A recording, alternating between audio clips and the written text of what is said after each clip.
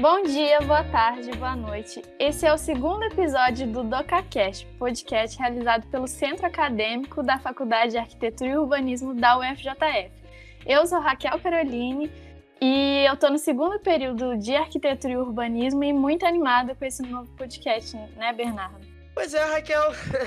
Meu nome é Bernardo Barcelos, eu sou do quinto período do curso de Arquitetura. Estive aqui apresentando o outro episódio e aqui é um prazer novamente estar, dessa vez, com a Raquel aqui apresentando esse episódio.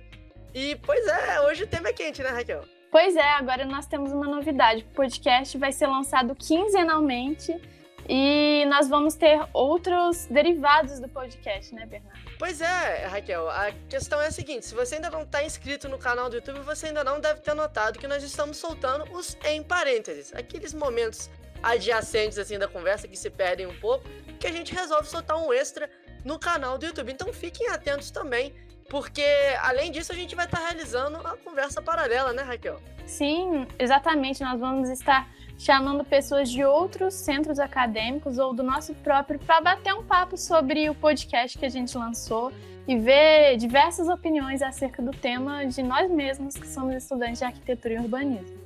Lembrando que é um quadro novo, então nem sempre vai ter, mas a gente vai estar sempre tentando trazer, né? A questão é que hoje o tema é bem interessante, vamos começar a falar rapidinho do tema, só para introduzir, que é a arquitetura contaminada habitando o contemporâneo. Talvez esse tema surgir algum significado dúbio, uma ambiguidade aí, mas o que a gente quer fazer, o que a gente quer falar mesmo, né, Raquel, é, de certa forma, daquele elemento que o arquiteto é conhecido por fazer de forma errada, porque o arquiteto não faz só isso, mas a gente vai tentar conversar um pouco mais com vocês sobre a casa. Vamos começar passeando sobre, enfim, os fundamentos, essencialmente, do que é o habitar, do que é a casa, talvez tentar desmistificar um pouco algo que a gente normaliza o tempo todo e tratar daquilo que realmente hoje, em cenário de pandemia, é, de certa forma, o nosso abrigo em relação a tudo que está do lado de fora, não é, Raquel? Sim, justamente. A gente vai falar muito sobre essa questão do habitar estar inserido na sociedade e como ele vai impactá-la. Então, a partir disso, a gente vai tentar mostrar, através de exemplos, como que ele vai impactar de fato na sociedade, né? Perfeitamente. Tanto a construção do espaço quanto a própria questão da habitação mesmo. Como é que ela está posta hoje no contemporâneo? O que significa ter uma habitação de qualidade? Como é que o arquiteto e urbanista pode estar inserido nisso? E qual é a realidade dos fatos? Tratando de legislação urbana, tratando de, enfim, de urbe como um todo. A gente vai estar tratando tudo isso nesse episódio. Não se esqueça de dar o feedback ao fim do episódio, deixar o seu comentário, o seu grito aí embaixo e seguir todas as redes sociais do DocaCast, no Spotify, SoundCloud, YouTube e também no Twitter, onde de vez em quando a gente conversa alguma coisa sobre o episódio. Enfim, Raquel, vamos pro episódio? Claro. Então vamos lá.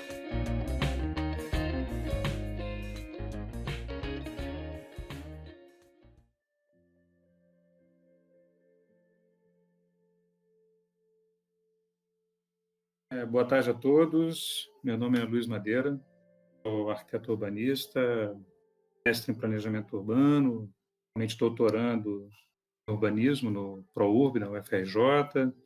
Sou servidor da Fiocruz há praticamente 15 anos, lidando com a área de planejamento urbano, habitação de interesse social, habitat saudável, sustentabilidade no planejamento, enfim, essas questões de uma forma geral.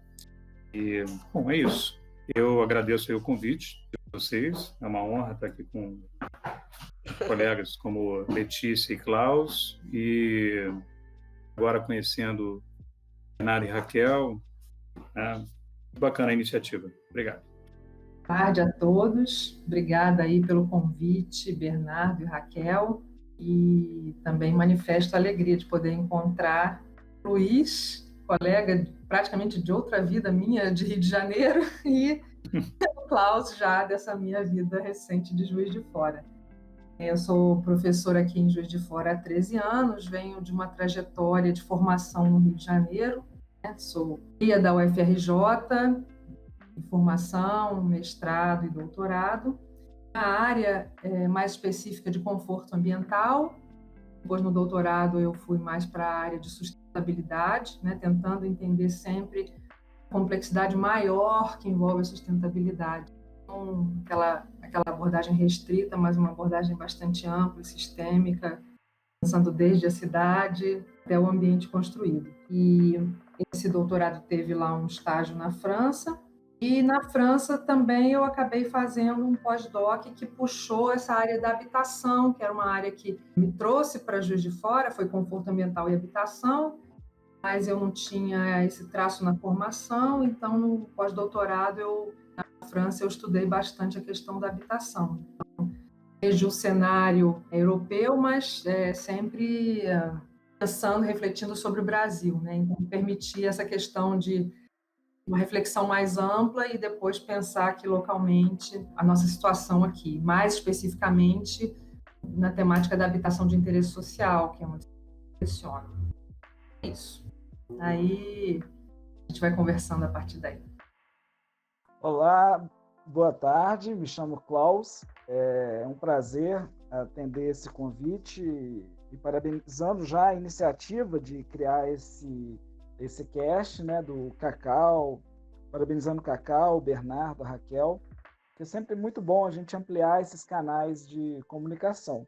E cada vez mais os podcasts estão muito ouvidos, né? Então é bom o curso, a Faculdade de Arquitetura e Urbanismo, aparecerem também nesse cenário. Bom, minha formação também é na FRJ, coincidindo aí com vários, foi no ProURB, né? Eu fiz a graduação em Juiz de Fora e a pós-graduação na FRJ. E depois eu retornei em 2009 aqui para Juiz de Fora. Então, nesse período de pós-graduação, eu trabalhei no outro campo, eu trabalhei no campo de História e Teoria. E depois, quando eu voltei para Juiz de Fora, aí, depois de um tempo, a gente criou o Núcleo de Pesquisa Virtus, no qual a gente trabalha um pouco mais as outras questões mais empíricas. A gente trabalha muito na relação entre saúde, bem-estar, qualidade de vida, arquitetura e urbanismo. Esse é o tema. Então, eu acho que certamente esse é o que vai criar um link maior da minha experiência com essa conversa que a gente vai ter hoje aqui. Um prazer. Então, começando a conversa, eu gostaria de, acerca desse tema da habitação, eu gostaria de que a gente falasse sobre essa diferenciação do que é o abrigo, o lugar e a diferença do espaço. Como que se dão essas diferenças e qual que é mais ou menos o momento da história que o homem tornou-se ciente do seu espaço, tornando mais do que um abrigo, mais do que uma coisa de defesa. Pois é, e aí eu gostaria até também de fazer uma menção à importância da gente começar por esses assuntos, né? Por esse, vamos dizer, esse beabá, assim, de certa forma, porque a intenção do cast, né, a gente conseguir alcançar também a comunidade. Eu acho que a gente pensou muito e começar por essas questões, acredito que seja um fundamento bem interessante para a gente dar um pontapé inicial da conversa aí, que é levantar uma bola, não necessariamente a gente vai fechar esse assunto, né, uma reflexão.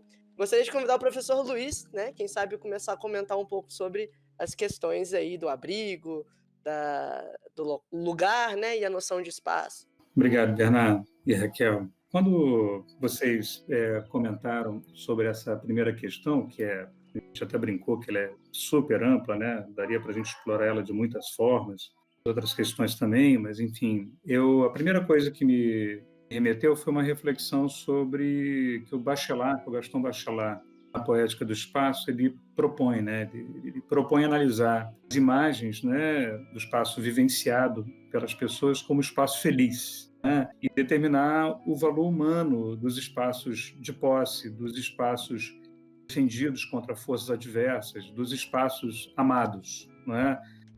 Lembrar que, como foi inclusive introduzido por vocês, né, o ocupar ele vem de uma necessidade de apropriar um espaço como abrigo, né, que ofereça segurança, conforto, intimidade, e permita separar, de alguma forma, um espaço individual em relação a um espaço público, né? Então, o espaço percebido pela imaginação não seria um espaço geométrico qualquer, indiferente, né? Mas sim um espaço vivido, não em sua positividade, né, necessariamente, mas com todas as parcialidades e aí é um termo que ele utiliza, né, mas parcialidade da imaginação. O percurso que faz dessa poética do espaço tem a casa como objeto, né, essa análise que ele faz, e percorre nesse livro, né, do porão ao sótão, cabana, recuperando o sentido, um espaço onírico interpretado a partir da casa, que ele considera como o microcosmo individual. A relação com o que seria a casa universal, que é o macrocosmos. Ele propõe uma dialética, né, que se estabelece entre o mundo exterior e interior e se constitui de um imaginário capaz de explicitar o conjunto de espaços de sonho e de realidade que são resguardados pela memória, né? Essa relação que é estabelecida. E um segundo ponto que acho que aí o Klaus ele vai poder, enfim, desenvolver, não sei exatamente como é que ele pensou esse ponto, mas assim, eu penso a casa como abrigo numa perspectiva histórica.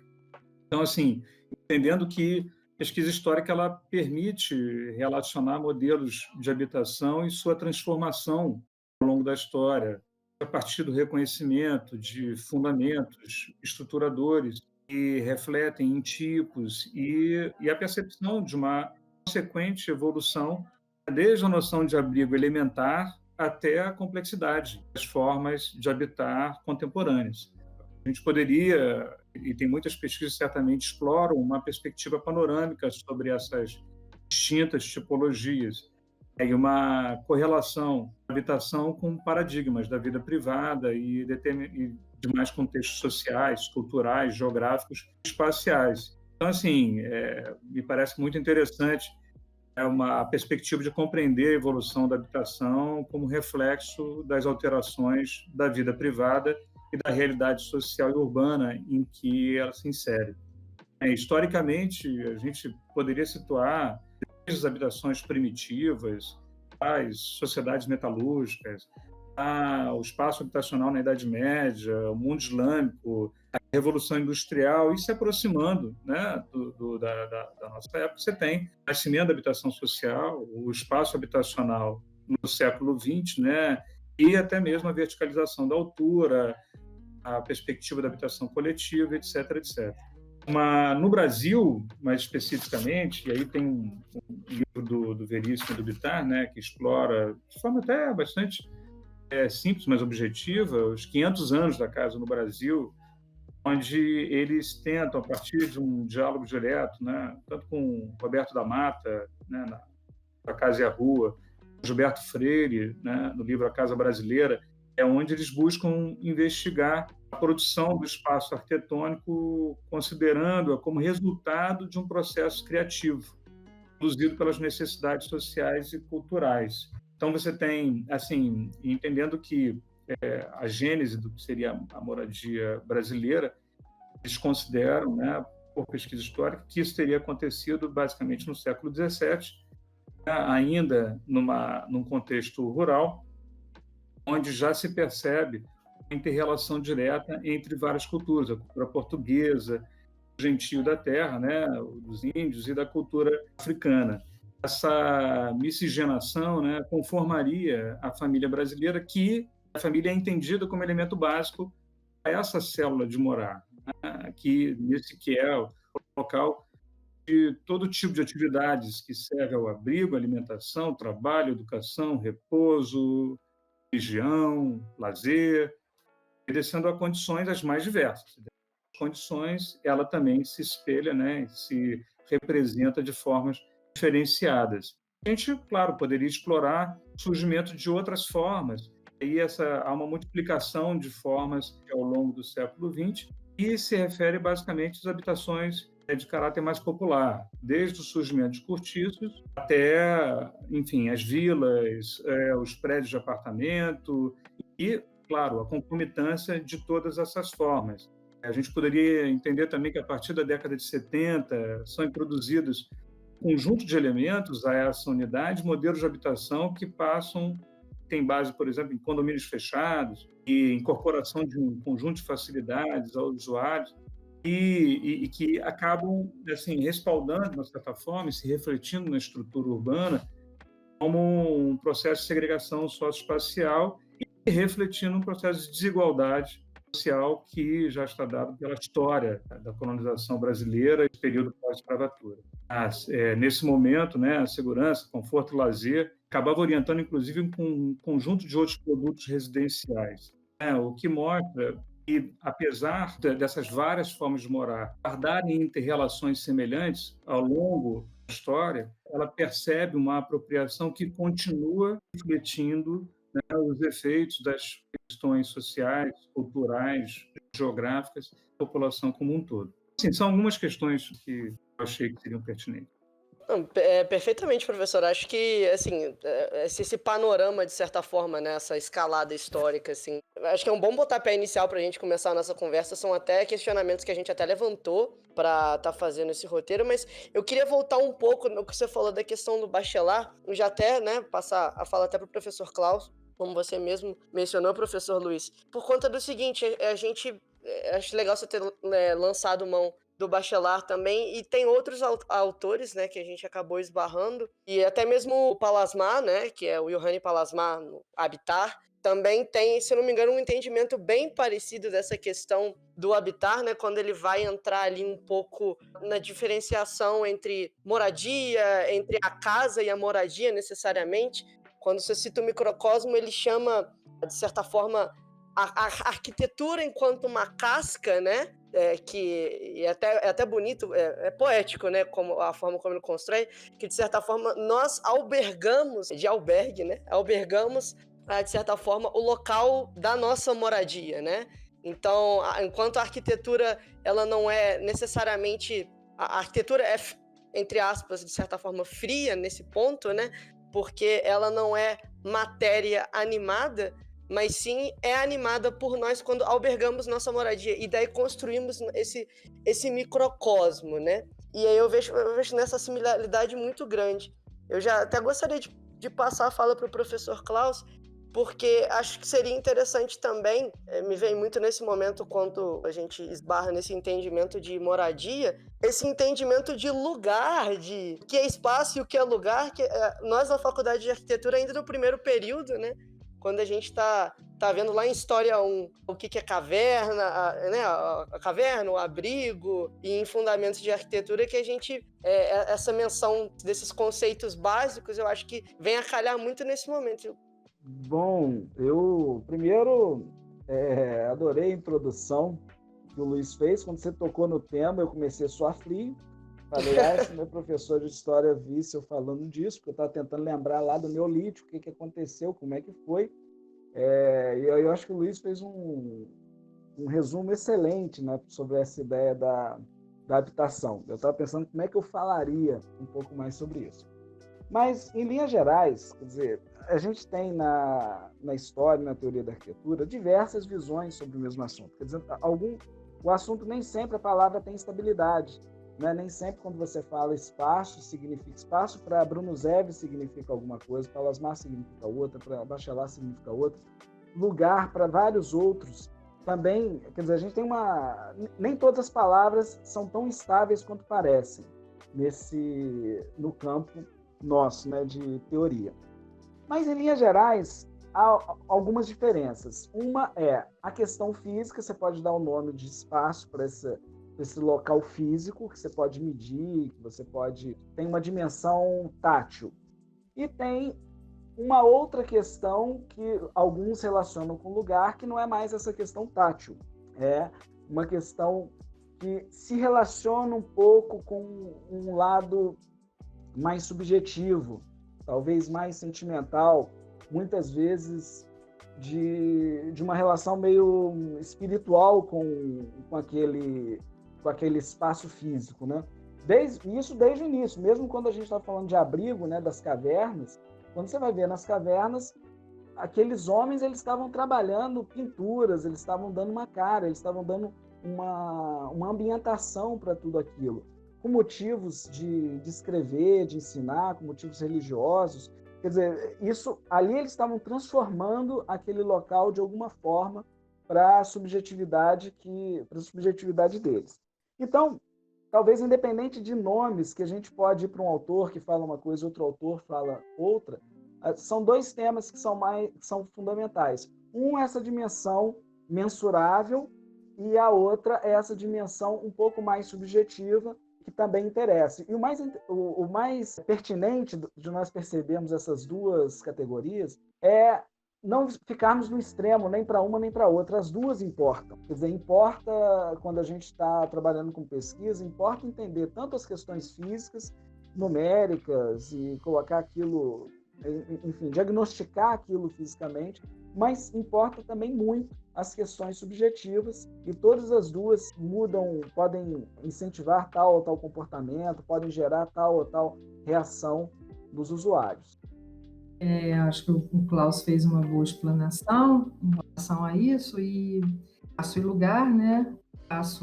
Esse espaço, como ele mesmo mencionou, mais tátil, mais da experiência física, e o lugar que comporta a experiência, que comporta os valores, a afetividade, e dando, então, qualidades a esse espaço físico. Assim como o espaço e lugar, eu acho que seria interessante introduzir também a questão do termo habitar. Eu acho que o termo habitar, ele traz, para além da questão do espaço, ele traz os valores que estão intrínsecos na ideia do lugar, né? E nas questões subjetivas e sensíveis. O que eu acho que é interessante, aí eu resgato um pouco o Pallasmaa, quando ele fala que nós habitamos diversos espaços. O ser humano, quando ele começou a se apropriar desde o tempo das cavernas, ele começou a intervir sobre esses espaços, ele começou então a habitar esses espaços e a dar valor a esses espaços, né? Então nós habitamos não só a casa, mas nós habitamos todos os espaços que nós ocupamos. E esses espaços então passam a assumir, né, as nossas personalidades, a nossa identidade e, inclusive, o nosso próprio ser, especialmente quando a gente começa a entrar no habitar enquanto casa, enquanto lar, né? No sentido da própria casa. Então, nós habitamos os diversos espaços e o habitar o espaço significa essa maneira de nós domesticarmos o espaço, né? Então, nós controlamos espaço e tempo para que nós, enquanto seres humanos, consigamos ficar mais confortáveis, digamos assim, dentro do que seria a imensidão de um espaço ilimitado e num tempo eterno, né? Então, o ser humano ele precisa criar limites. Esses limites fazem menção à proteção, à caverna, e sempre o que nós estamos fazendo é criar esses espaços de abrigo, e esses espaços de abrigo que vão, né, de fato, abrigar as diversas atividades humanas aí ao longo dos tempos. A casa, propriamente dita, ela vai para além dessa casca, como você falou, Bernardo, que envolve o espaço do lar, que é o que está dentro da casa, né? Então, ele vai ser um reflexo realmente do nosso próprio ser, né? de nossa identidade. E voluntária ou involuntariamente, nós acabamos sendo, de alguma forma, reflexo dessas nossas experiências. É um pouco também o que o Bachelard trata na Poética do Espaço, né? E aí há uma série de questões que essa casa nossa dos sonhos, a casa da experiência, então traz para a gente uma composição do nosso próprio ser hoje, nesse espaço, nesse tempo. Agora, o Luiz falou uma coisa interessante, acho que a Raquel também falou um pouco sobre isso, né? A trajetória da casa ao longo da nossa vida, né? Sim, sim. Existe também um pouco esse conceito de uma trajetória de vida, né? Eu estudei esse conceito do percurso habitacional no sentido de que é isso. Por alguma razão, no Brasil, nós temos esse ideal da casa própria e de adquirir a casa própria, mas a casa, ela, na verdade, ela vai sendo esse nosso abrigo ao longo da nossa trajetória de vida, e ela vai assumindo, né, diversos papéis e vai respondendo a diversos necessidades e momentos da nossa vida ao longo do tempo, e toda essa colcha de retalhos que vai fazendo parte aí do que nós somos. Eu tinha recortado uma citação que eu achei muito interessante no livro do Bachelard, que é como ele trabalha as imagens poéticas, né? Às vezes são até assim emocionantes, né?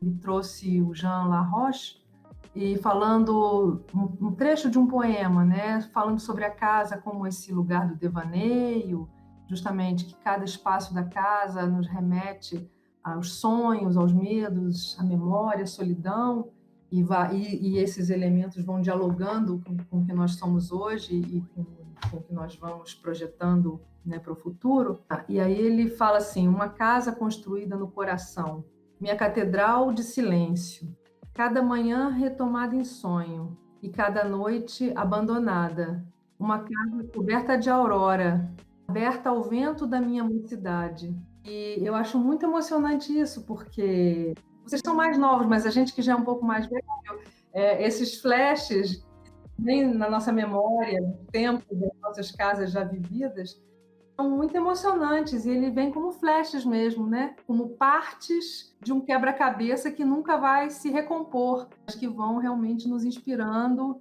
nos dando sentido. Lindo o trecho que você separou, acredito, essa coisa de nos dar sentido, assim. Tem um arquiteto, acredito que vocês devem conhecer, o Solano Benítez, né? Ele é paraguaio. Ele tem uma palestra específica que tá ele e o Paulo Mendes da Rocha, aí vocês imaginam.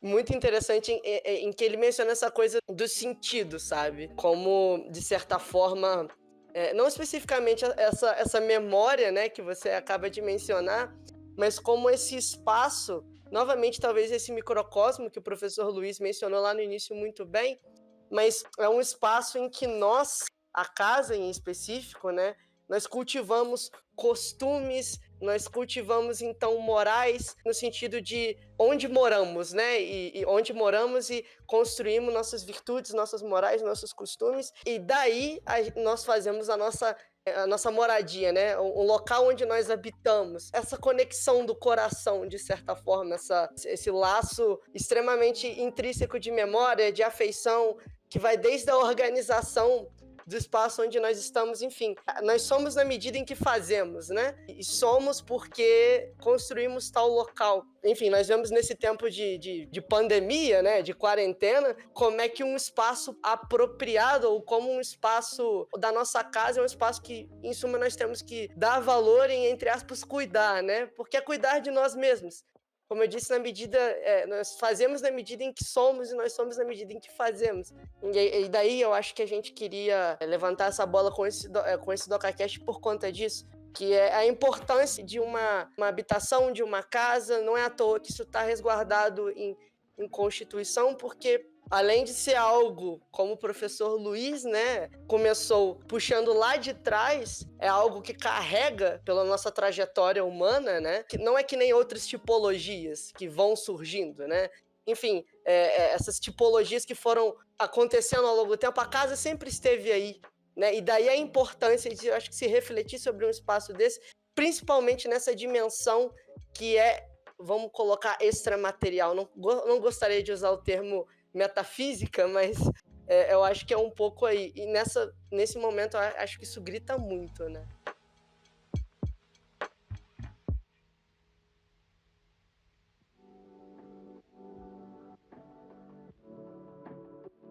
Eu acho que, principalmente no momento que a gente está vivendo, a casa ela ganhou um significado totalmente diferente. Porque no nosso contexto normal de vida, a casa, para muitos, é um lugar de passagem, um lugar que você dorme e faz suas refeições, e agora tornou-se um lugar de recolher.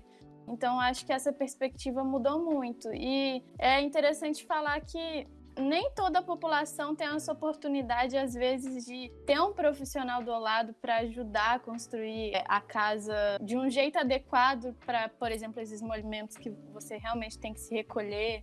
A casa passa a ter um significado além de passagem. Então, por exemplo, 85% das construções do Brasil são autoconstruções, né? Eu acho que até daí eu já até gostaria de puxar e já até lançar a pergunta para a professora Letícia, porque eu acho que a gente começa a caminhar para um momento em que seria pertinente a gente passar principalmente pela questão do conforto a partir daí, né?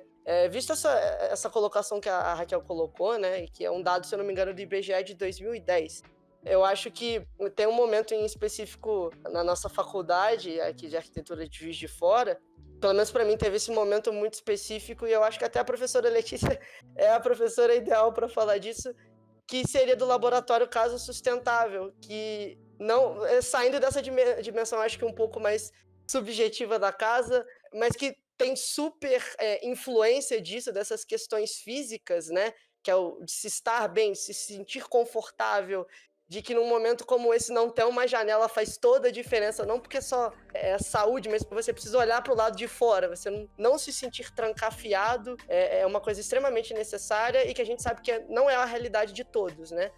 Mas que esse momento na minha faculdade, na minha formação de ir no laboratório Casa Sustentável, foi muito importante para dar um clique na minha cabeça e falar, olha o trabalho que você vai fazer, Bernardo, isso aqui é importante demais. E aí, professor, eu convido você acho que seria um momento legal para apresentar a ideia do laboratório, mas principalmente saber sobre esse espaço da habitação, né? Como é que deve se pensar essa qualidade ambiental, né? Do próprio ambiente do próprio ambiente construído e o que acontece quando se tem o oposto, que eu acho que é o que o laboratório mostra muito bem isso, né? Enfim, acho que entrar nessa questão de conforto na arquitetura seria bem pertinente à medida que a gente fala de habitação. Dá vontade de falar tantas coisas, são tantas frentes de sabe? De fato, o Laboratório Casa Sustentável ele tem o principal objetivo de dialogar com a sociedade acerca disso, né, da casa. Por isso ele foi inspirado nos espaços da casa e dialogar principalmente com uma sociedade que majoritariamente construiu sua própria forma de maneira informal, como falou a Raquel, né, na informalidade. Então, esse diálogo eu acho que é muito pertinente. Eu acho que nos próximos tempos a gente deve assumir um compromisso ainda mais forte, porque lá foi sobre a discussão da sustentabilidade, como incorporar elementos da arquitetura bioclimática, das ecotécnicas, né, no ambiente da casa e dialogar com a população que não tem acesso a profissionais que pudessem estar orientando sobre isso, né, nesse diálogo, não no sentido único, mas no sentido da troca, né, sobre possibilidades que a casa pode assumir para que ela ofereça melhores respostas do ponto de vista ambiental, do conforto e muitas outras coisas. Uhum.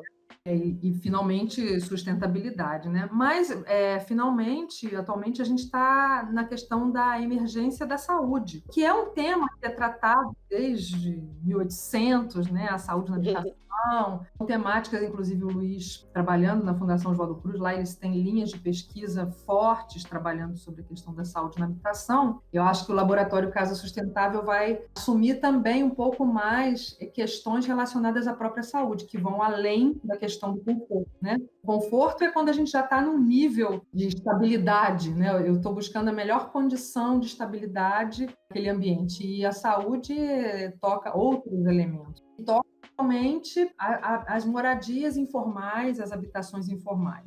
E o que eu acho que é muito interessante, quando a gente entrou a partir das questões subjetivas, o valor da casa, né, e como é importante para a formação do indivíduo, do ser, esse espaço do lar, da casa, ele não é diferente para a casa popular. É igual, ele tem os mesmos objetivos. Então, já a gente percebe que muitas vezes os indivíduos que moram nas habitações mais precárias da cidade, eles carecem nas suas casas de uma série de condições para desenvolver determinados aspectos desse ser. Claro que a pessoa vai, de alguma maneira, compensar isso, não resta a menor dúvida, né?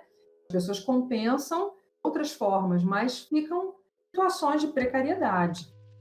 No NEAB, né, o núcleo de pesquisa que a gente trabalha, a gente teve a oportunidade de visitar muitas casas pelas pesquisas que a gente faz, tanto Minha Casa Minha Vida, como casas informais, e nós vemos assim, qual é assim, a forma que as pessoas acabam dando para solucionar as suas próprias necessidades, né? Uma criança precisa estudar, precisa brincar. Quer dizer, aí eu acho que a gente não pode deixar de pensar, então, tanto na casa popular, na casa do indivíduo mais pobre, como na casa do indivíduo mais abastado, todas essas casas vão ter que atender a essas necessidades do ser humano, de constituição, né? O papel que esse lar tem para essa constituição do ser, né? E é óbvio, o indivíduo, então, que está residindo numa casa numerosa e que não consegue atender a determinados aspectos da vida daquele indivíduo, ela acaba deixando algumas lacunas. Ora, é lacuna de criatividade, de educação, de eu não ter um espaço para o estudo, né? Então, uma série de probleminhas, digamos assim, que podem ser trabalhados e são trabalhados, né, pelos psicólogos, enfim. Eu acho muito interessante de falar uma coisa que, por exemplo, quando a pessoa participa do processo de construção da casa dela, talvez ela também crie um apego maior sobre o lugar, porque ela meio que ajudou a construir aquilo, ela fez parte do processo. Seria o processo coparticipativo, né, que acontece muito no nosso país, né, que as pessoas participam do processo de construção da casa delas e elas criam talvez mais apego do que se fosse construído por outras pessoas. E aí até essa questão que você mencionou, Raquel, a professora Letícia acabou de falar dessa questão dessas lacunas, né? Que, se eu não me engano, esse tipo de processo tem até sido uma medida recorrente. Pelo menos, assim, que pelo meu estudo de projeto que eu tenha noção, tem um Pritzker, né? O Aravena mesmo usou desse processo e trabalhou essas lacunas, assim. Não necessariamente essas lacunas, mas trazendo a família para o processo, vamos dizer que isso é uma forma de mitigar. Eu sei que você e o professor Luiz, né, até gostaria de ouvir vocês, essa questão do processo de regulamentação fundiária, né? Como tem sido essa experiência de vocês em relação a isso? E geralmente vocês fazem uso desse processo coparticipativo? Que eu saiba, a regulamentação fundiária não é necessariamente um projeto, né? Mas pode chegar ao projeto. Como isso necessariamente funciona, assim? Gente, são muitos assuntos interessantes, não sei nem por onde começar. Está anotada a questão da regularização fundiária. Vou chegar lá. Mas, assim, Letícia, desde que eu conheci Letícia, ela já tinha essa marca assim, de trabalhar com conforto ambiental, no momento que pouquíssimos falavam disso. A gente já trocava, né, Letícia, um pouquinho de experiência, porque, ao mesmo tempo, eu lidava com o debate da sustentabilidade em planos territoriais. Então, que também era um momento em que pouquíssimos tratavam disso, a gente tinha que ficar abrindo fronteira dentro mesmo de uma instituição tão avançada como a Fiocruz, né? E hoje isso, dentro da Fiocruz, nossa, todos discutem a questão da sustentabilidade e do território saudável, inclusive, não sei se você sabe, Letícia, mas aí é uma informação, no final do ano passado foi aprovado assim, o Programa Institucional de Territórios Saudáveis e Sustentáveis na Fiocruz.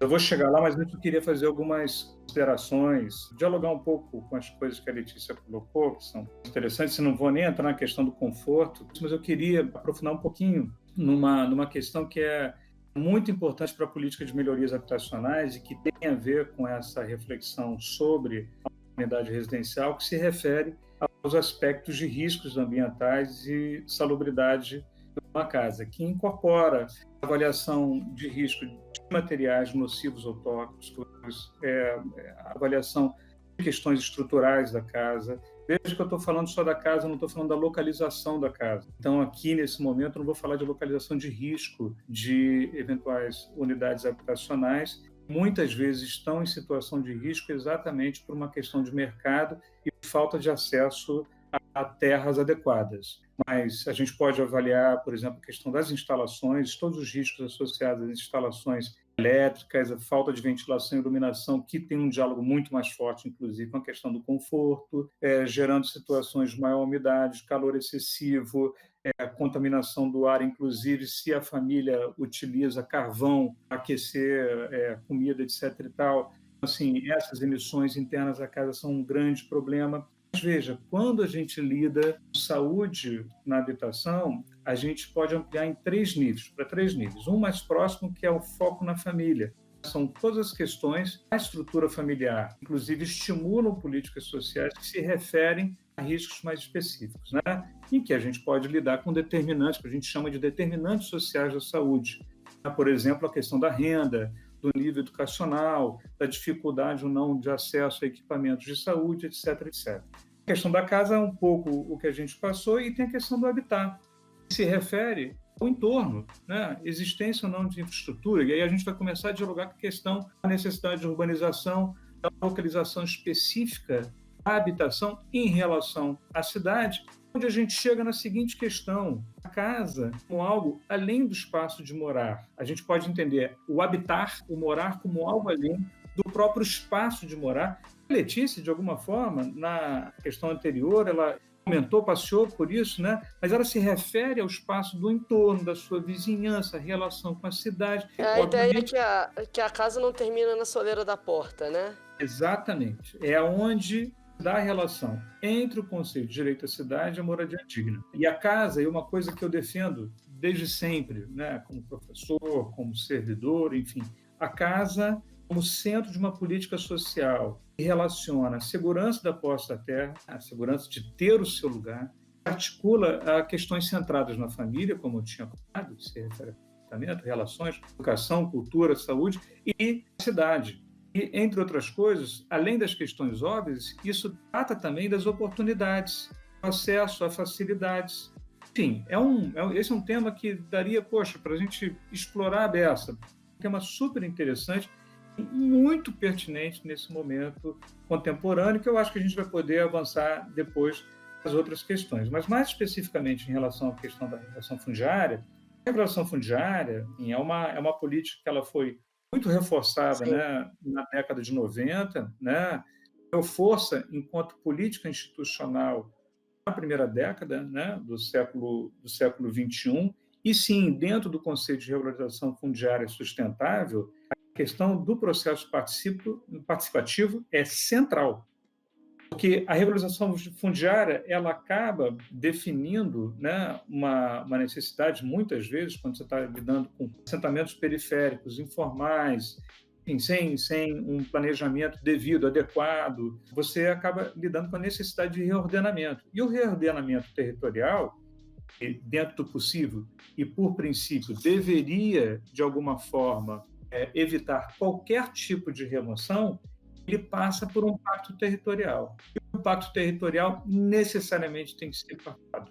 Inclusive, já compreendendo todos os problemas e crises de representação que a sociedade vive, inclusive no nível comunitário.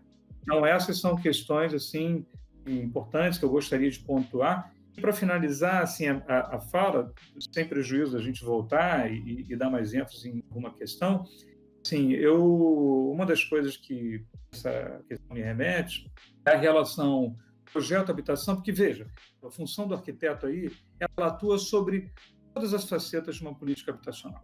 Ele lida desde as melhorias habitacionais, que é uma atuação mais diretamente ligada à casa, a regularização fundiária, a regularização urbanística, portanto, a questão do projeto de urbanização. Ele atua fortemente como mediador entre conhecimento técnico e conhecimento popular, processo super importante para que esses processos sejam legitimados.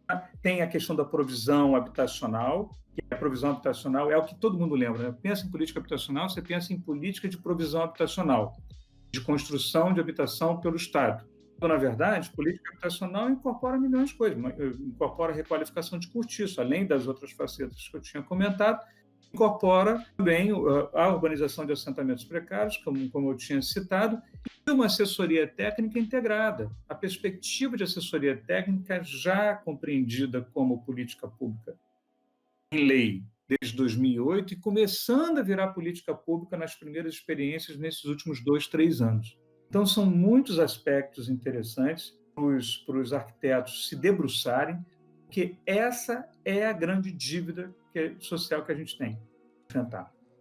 E é um imenso, se a gente quiser pensar em mercado, é um imenso mercado, só que associado à responsabilidade socioambiental.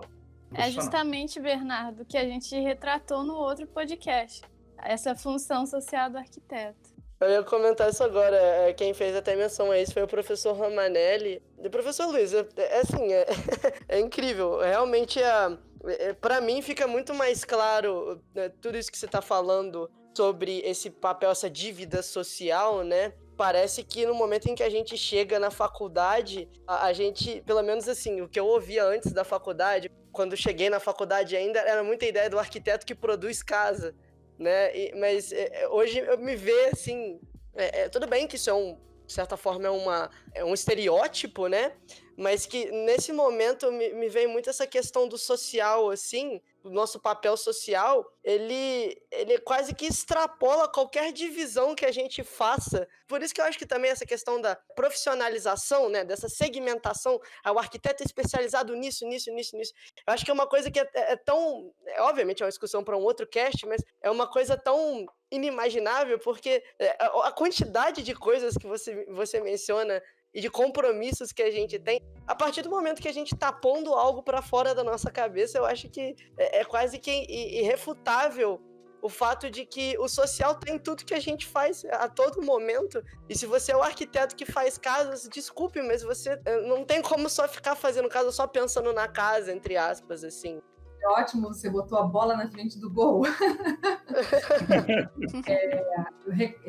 Recuperando o Palasmar, né? Faz uma enorme crítica a nós arquitetos, que nós, de alguma maneira, né, na nossa formação, fomos ensinados a realmente a projetar não só casas como espaços de uma maneira geral, mas de uma maneira talvez distanciada do objeto principal, que é o ser humano, o indivíduo que vai estar, né, habitando esse espaço. O que nós estamos muito mais preocupados com a vaidade dos nossos projetos, né, com as autorreferências, né, posturas muito mais superiores, digamos assim, vaidosas. Quando a gente vai para a habitação de interesse social, como bem falou o Luiz, os processos participativos são inerentes, é impensável de outra forma. Agora, engraçado, né? Por que então existe essa diferenciação? O arquiteto que assume uma postura vaidosa, autorreferencial, autista, no caso dos projetos, né, para a sociedade em geral, para essas casas que vão estar aí nas vitrines, né, da cidade, e reconhecem o valor do trabalho participativo, né, da relação com o indivíduo na hora de trabalhar a habitação de interesse social. A gente tem que pensar sobre isso, né? É muito, muito interessante essa dualidade que existe de posturas na nossa profissão. É importante a gente frisar mais uma responsabilidade do arquiteto que o Luiz levantou, e a Letícia lá no início tinha esbarrado nisso, que é essa noção de que a arquitetura é um tema que tem a ver com a saúde das pessoas. Às vezes, aí eu percebo que às vezes nem para o arquiteto isso é tão claro. O ambiente construído ele tem interferência e tem algumas relações muito diretas com a saúde da população. Isso no espaço residencial aumenta muito. Quase por 90% do nosso tempo nós gastamos em espaços internos. Desses espaços internos, quase 70% do nosso tempo estão dentro de uma residência, estão dentro de uma casa. Quer dizer, isso é muito relevante. Se a gente for imaginar que a gente passa 70% do nosso tempo nesse espaço doméstico, esse espaço doméstico pode estar criando algumas relações, positivas ou não. Então, tem vários estudos já, por exemplo, no campo da acústica, do ruído. A gente não percebe tanto o efeito do ruído em nós mesmos, né? A gente vai se acostumando, né? A gente vai se acostumando com aquilo, vai se acostumando, mas não necessariamente aquilo está fazendo bem. Eu não estou nem dizendo desse ruído que é muito notório, mas é o ruído urbano mesmo. Mas o ruído urbano exacerbado pode gerar... Eu estou pegando um tema mais silencioso, assim, mais invisível. Mas o ruído ele tem um impacto, as pessoas não percebem. A gente fez uma pesquisa recente no campus, onde boa parte das salas de aula que a gente investigou em todas as plataformas, elas estão com um nível de ruído acima do que é estipulado pelas normas.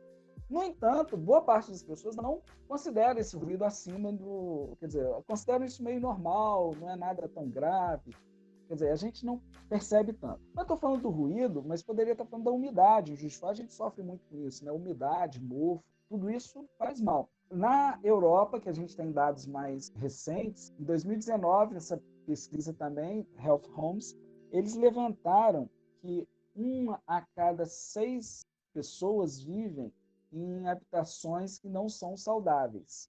Isso é via survey, né, com questionário. E aí, a partir dessa pesquisa, 1 a cada 6. Esse número é grave, eu não saberia como seria isso no Brasil. E pior, né, 1 a cada 3 crianças também vive num ambiente não saudável. Quer dizer, as crianças também estão expostas a esse conjunto, a esse ambiente que não entra sol, por vezes, que não entra luz do dia.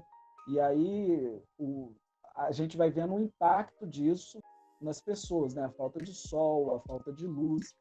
Tudo isso que é um tempo, a arquitetura até considerado como um tema meio higienista, não, isso é meio exagero. Agora esses temas voltam com mais força, com mais evidência de que realmente gera um impacto na vida de todos.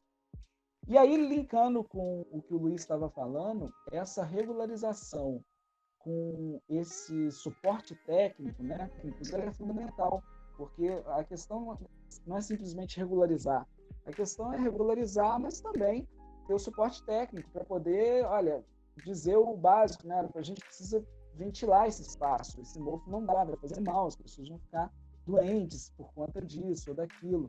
E assim vai, né? A gente precisa dar um suporte técnico para essas questões, para as questões estruturais, né, que o Luiz já citou, né, para várias questões internas, mas também para as questões de saúde. No fim das contas, quando a gente linka arquitetura e urbanismo e saúde, a gente vê que esse campo ele não é uma questão de planejamento urbano por si, ele tem a ver com a população como um todo. A gente melhora a vida do conjunto, quer dizer, uma boa proposta, né, enquanto profissionais, enquanto técnicos, é tentar melhorar um pouco mais a vida, as condições das pessoas, para que elas fiquem mais saudáveis. E aí, saudável não significa apenas não ter doença, é bom frisar isso. Saudável significa bem-estar, qualidade de vida, tem outros índices que medem fatores que não são aqueles objetivos que a gente estava falando, né, que são fatores subjetivos. Eu estava pensando também, que foram muitos temas, todo mundo está falando um pouco disso, mas é porque realmente acontece isso, aparece um monte de tema, a gente fica com vontade de pincelar, de observar uma coisa e outra. Não, eu ia frisar,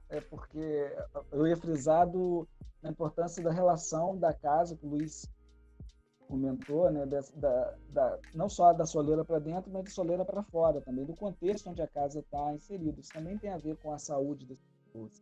Você ter ambientes, bairros, né, que sejam bairros adequados para as pessoas andarem, para as pessoas saírem, que a calçada funcione, que tem espaço público para as crianças brincarem. Quer dizer, tem vários fatores que ajudam para que a gente tem uma vida mais saudável, dentro da casa e fora da casa. Mas esses fatores estão muito relacionados com a atuação do arquiteto e do urbanista.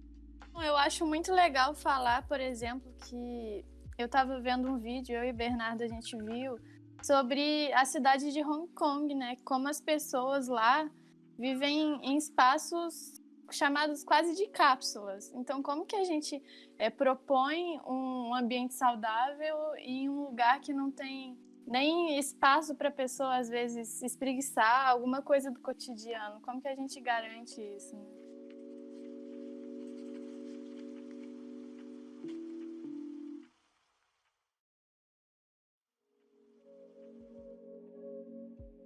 Bem, posto isso, né, realmente essa questão desse mundo oriental, né, desse mundo asiático, a Raquel e nós do roteiro, quando estávamos construindo, né, a linha de raciocínio, foi uma coisa que a gente se deparou, e essas qualidades, né, ambientais mesmo, professor Klaus, que você mencionou, me veio muito na minha cabeça, no final das contas, a importância do projeto de arquitetura como um todo, da presença do arquiteto. Mais uma vez aí, não somente enquanto vamos dizer assim, um agente social, mas enquanto detentor de um conhecimento técnico, né? E ainda mais na realidade atual, como você mesmo disse, pesquisas de, 2, 3 anos aí para trás, que você já mencionou, a gente vê que hoje no mundo contemporâneo existem algumas realidades que a gente poderia colocar como assustadoras mesmo, e que o arquiteto e o urbanista, E é engraçado que a gente não vê isso de início quando chega no curso, né?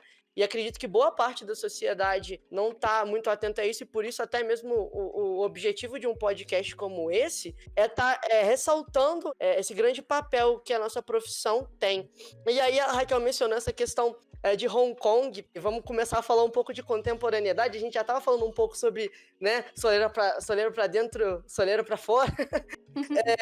Falar um pouco da URB, a gente encontrou um pouco sobre Hong Kong. Hong Kong é uma cidade que a gente sabe notoriamente que é palco para até retratações cinematográficas e até mesmo literárias aí, e que existe hoje um fenômeno lá que é um fenômeno extremamente conivente para se mencionar. Quando você, professor Klaus, menciona dessas questões da qualidade ambiental, quando a professora Letícia também mencionou as questões relacionadas ao conforto, né, que são concomitantes, mas foi o que a Raquel mencionou, não as cápsulas, mas ainda pior, são chamadas de casas-jaula. A gente já tem um pouco disso acontecendo no Brasil, em São Paulo, que são cômodos do tamanho de camas, essencialmente. Você abre a porta e você já está dentro da cama. Em Hong Kong, isso foi elevado à 15ª, 20ª potência. Hong Kong tem isso em 2015, tem a mesma densidade populacional que São Paulo, com São Paulo tendo o triplo da população de Hong Kong. Hong Kong, se eu não me engano, isso aí são dados também, que o zoneamento urbano da cidade tem, se eu não me engano, 3% dedicado ao zoneamento residencial exclusivamente.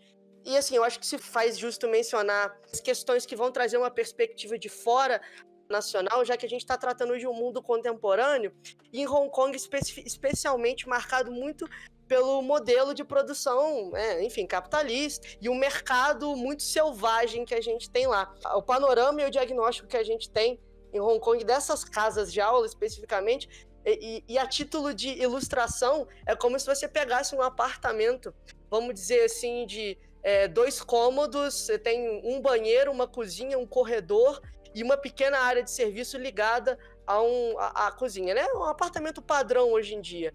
É como se vocês pegassem os cômodos desse apartamento e subdividissem esses cômodos em pequenas casinhas, assim. Então, são áreas, são casas, são uma metragem quadrada, se eu não me engano, menor que 11 metros quadrados por pessoa. É uma coisa da pessoa abrir e literalmente deitar, e ali é aquele espaço confinado dela. É uma coisa essencialmente assustadora, quando pelo menos eu me deparei.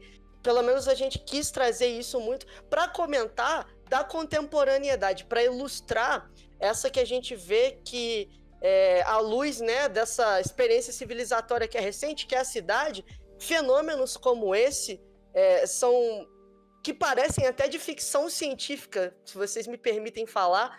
Existe uma leitura distópica, um dos subgêneros da ficção científica, que é o cyberpunk. Não sei se vocês já ouviram falar, mas que é uma leitura literária que eu gosto muito de consumir, que é pensar um mundo de forma distópica, cidades chegando ao ápice do vamos dizer assim, do caos, efetivamente, prédios enormes, obviamente você tem outras questões relacionadas à ficção científica, mas voltando para a questão da cidade, prédios enormes, camadas e camadas de população, e, coincidentemente, o mundo asiático sendo ilustrado corriqueiramente nessa construção distópica, né? Em que a cidade toma uma proporção que a gente realmente é quase que assustador, é brutal, é uma coisa que chega a violentar o humano, assim, de certa forma. E aí a gente tem filmes que podem dar exemplos muito efetivos disso, o Blade Runner, por exemplo, né? Mas que são, enfim, é a arte, de certa forma, retratando a realidade. E aí, o que nós, no caso, a terceira pergunta, né, a terceira questão que nós queríamos entrar, e aí eu vou jogar para o professor Luiz, por conta que ele mencionou justamente dessa trajetória da moradia, assim, né? Será que esse nosso estágio civilizatório, né, esse modelo de produção, faz da casa somente um símbolo de poder, né? Então a gente tratar dessa casa enquanto essa coisa fria, do arquiteto pensando a casa como uma coisa Palasmar faz essa menção nessa coisa estéril, essa coisa apartada de conexão humana, como a professora Letícia já mencionou, a ponto de perder esses compromissos essenciais com a condição humana, né? Com a saúde. Então a gente está projetando somente máquinas de morar, objetos de poder, ou será que a casa realmente perdeu o seu valor de uso? À luz desse exemplo que eu trouxe, que é um exemplo extremo, mas que facilmente a gente consegue trazer para o Brasil com situações semelhantes, né?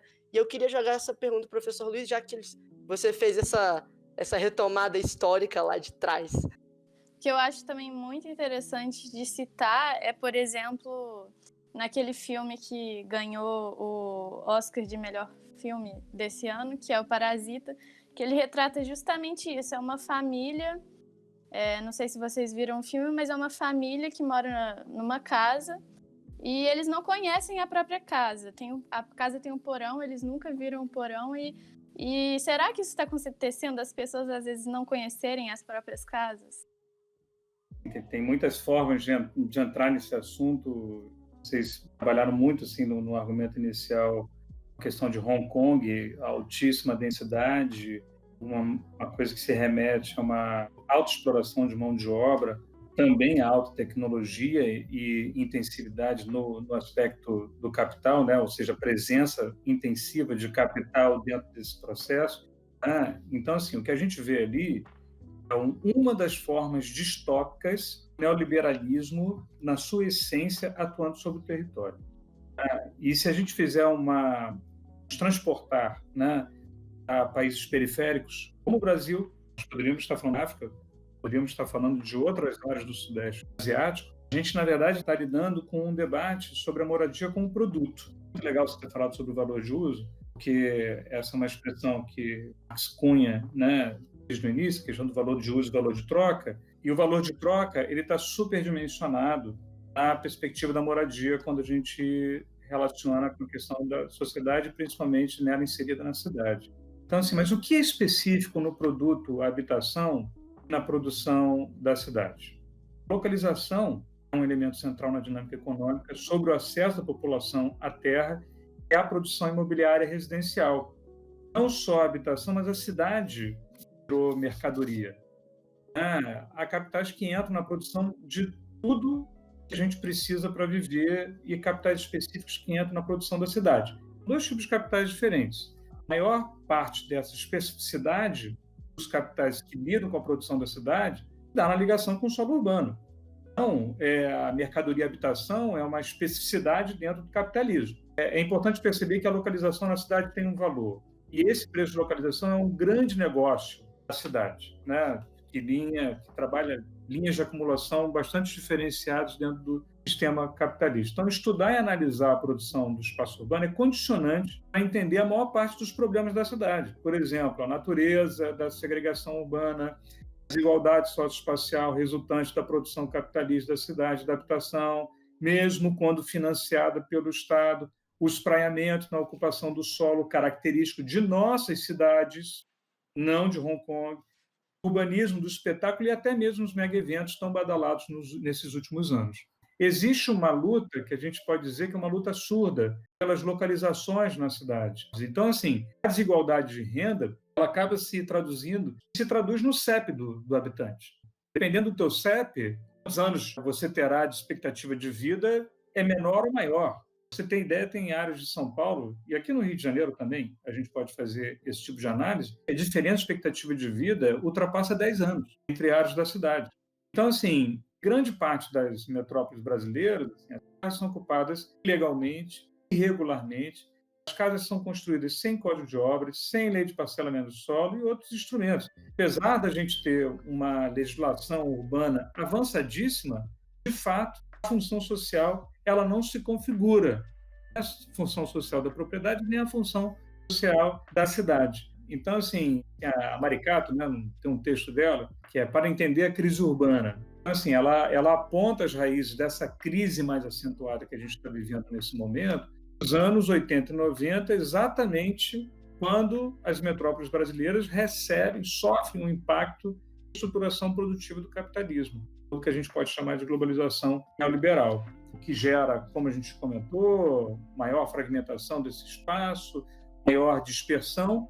E, assim, essa cidade autoconstruída, né, previamente esquecida pelos governos e urbanistas, ela acabou se tornando prioridade no Brasil enquanto política nas iniciativas inovadoras de alguns municípios na década de 90, final da década de 80 e início da década de 90.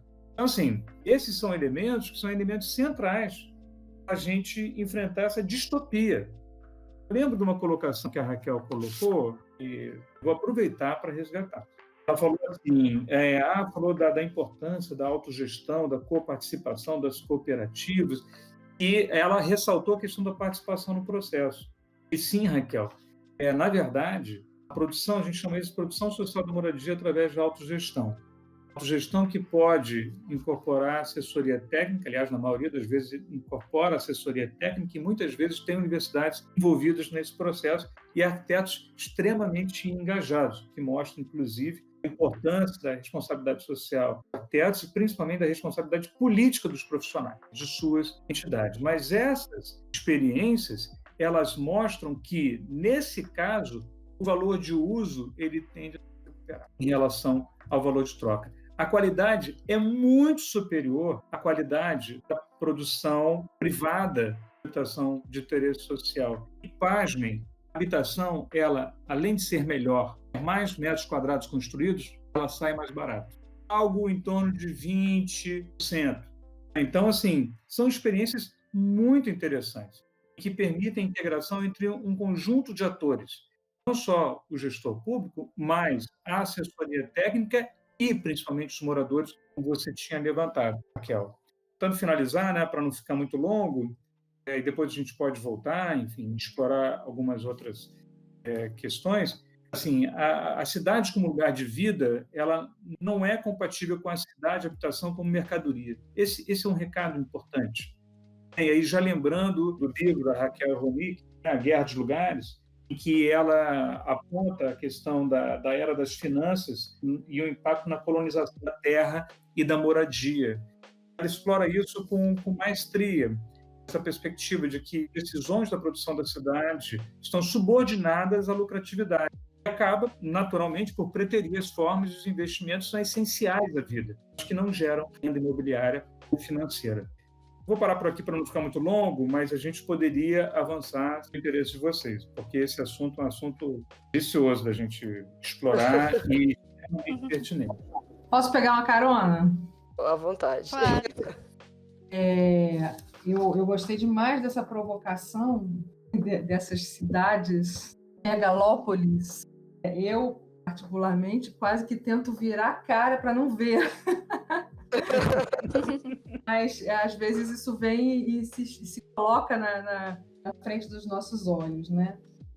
Bom, isso se colocou na frente dos meus olhos num congresso que eu tive aí da área de conforto, e havia uma análise sobre o conforto ambiental nesses espaços urbanos em Hong Kong. Conforto ambiental e qualidade ambiental num espaço urbano como Hong Kong, né? E interessante porque justamente a estratégia trabalhada é pensar que esse espaço urbano trabalha com nichos de conforto, nichos de qualidade. De alguma maneira você vai percorrendo a cidade de nicho a nicho para conseguir, nesses momentos, você ter uma relação maior com a natureza e com essa qualidade ambiental. Então, isso é uma coisa que me chamou a atenção, justamente porque são formas muito distintas das que nós temos aqui de lidar com esses aspectos. Por um lado, a qualidade ambiental, e por outro lado, a relação mesmo com a moradia, né? Vários países, né, quando eu estudei lá na Escola de Arquitetura de Toulouse, a parte da habitação, usando esses referenciais internacionais e pensando sobre o Brasil, o que a gente vê? O direito à cidade e o direito à moradia e à moradia digna é um paradigma brasileiro muito importante, muito forte. E existem muitas pressões que vão tentando minar esse direito, né? Justamente essa briga das forças, né, no palco da cidade, os que defendem a mercantilização, valorização da propriedade, né, como mercadoria e tudo mais, e por outro lado, o entendimento do direito a cidade e a moradia que todos teriam usufruir, né? Alguns países não adotaram. Se, por um lado, esse movimento foi mundial, quando nós, no Brasil, adotamos esse caminho, poucos foram os países que realmente conseguiram assumir isso enquanto, no nosso caso, uma palavra da Constituição e pela qual a gente briga tanto, né? Todos os movimentos populares vão tentando fazer valer esses direitos, né? Dar uma moradia digna, né? Adequada e com todas as qualidades que a gente tentou assinalar aqui, mas faltariam muitas outras para a gente desenvolver aqui nessa fala, justamente porque a gente está falando desde a escala urbana até a escala da habitação. Às vezes nos falta entrar nos pormenores que estariam compondo, por exemplo, esse conceito da moradia digna, da moradia adequada, da habitabilidade, tudo mais que a gente deveria garantir para as populações, principalmente dessas áreas mais pobres da cidade. E aí me lembrou, em relação à situação de Hong Kong, um paralelo também, essa coisa de ficção científica, muito deprê. Eu realmente, quando vejo essa completamente deprimida, não à toa eu saí do Rio de Janeiro, morando em Juiz de Fora, cidade velha. Exato, realmente. Não acredito em caminhos alternativos, né? Quando a gente tenta escapar desses cenários. Mas, por exemplo, um paralelo à situação da população de rua em São Paulo. Um trabalho muito interessante desenvolvido na Mackenzie sobre essas populações que, na verdade, elas habitam, por uma parte, na rua e, por outra parte, elas vão dormir em moradias, essas moradias que vocês citaram, que um pouco aquela ideia do cortiço, né? Sim. Vão compartilhar um cômodo, uma família inteira num cômodo.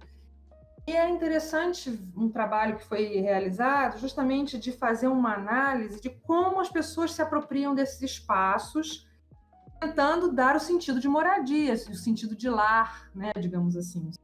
Casa, como a gente começou a falar lá no início. Por quê?